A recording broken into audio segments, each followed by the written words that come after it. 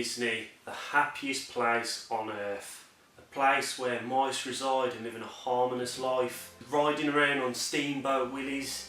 Princesses, beautiful princesses, constantly getting heartbroken and torn apart by queens and apples. And animals keep dying and dying and dying. And Disney in a nutshell. And despite all the tragedies and trauma and depressing storylines, I love Disney. I love the films. One of my favourite films from when I was a child was The Lion King. It always made me sad. And to be fair, the parks, they are even better. And to be honest, people would be lying if they said there's no magic in Disney, because there is something there. Dreams do come true. So, anyhow, you may have heard that the Disney boss Robert Iger announced a €2 billion investment for Disneyland Paris. So the investment is being put into Walt Disney Studios, and we're having an expansion which is absolutely massive. We've got a Frozen themed area, and it looks like we've got the village of Arendelle, an ice palace, and we've got the mountain. And there's also a giant lake which is in front of it, which looks very interesting because of the size of the thing. There's also a Star Wars themed land, so expect to see some more sci-fi goodness. And we also got like a street that's just passing Rock and Roller Coaster, which will have Marvel themed attractions there. So last year, due to financial difficulties, the main Disney company bought all the shares for Euro Disney. Disney have said the development would be rolled over several years, and it will be starting in 2021.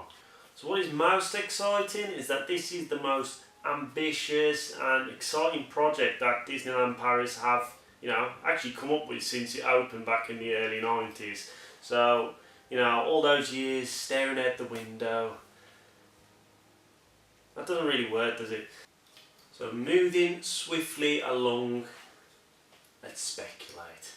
So if you have any comments or anything you would like to see at the park, just drop a comment below, sharing your ideas and your thoughts and your expectations of this new project. Because it's good to hear from everyone, Yeah, so this is going to be a bit off the cuff. Yeah, so it's going to be a bit off the cuff. So bear with me, it might be a bit rough around the edges, but I'm going to take a look at the concept art that we've got. Just have a little speculation, see what we could expect. See any of the changes at the Walt Disney Studios park, judging from that map. So yeah, let's move on. So development at Disneyland Paris has been a little sparse over the, even the past 10-15 years.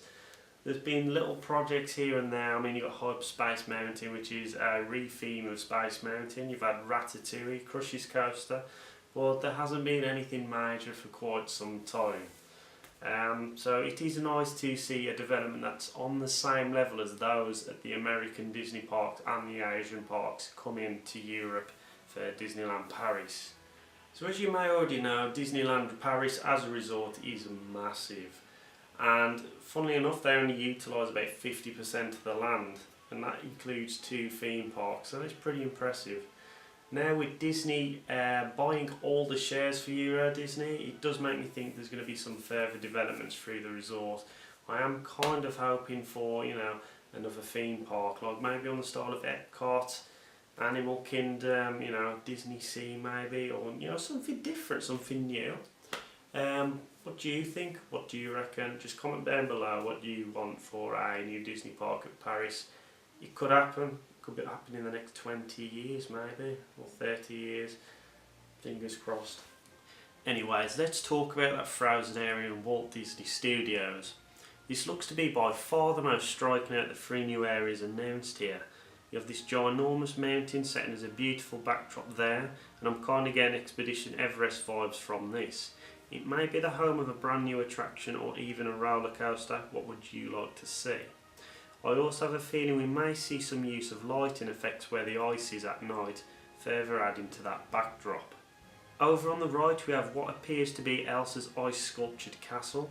I can imagine this looking stunning in person, and it may play host to a meet and greet area for Elsa and Anna, or maybe even a better Frozen show or new attraction.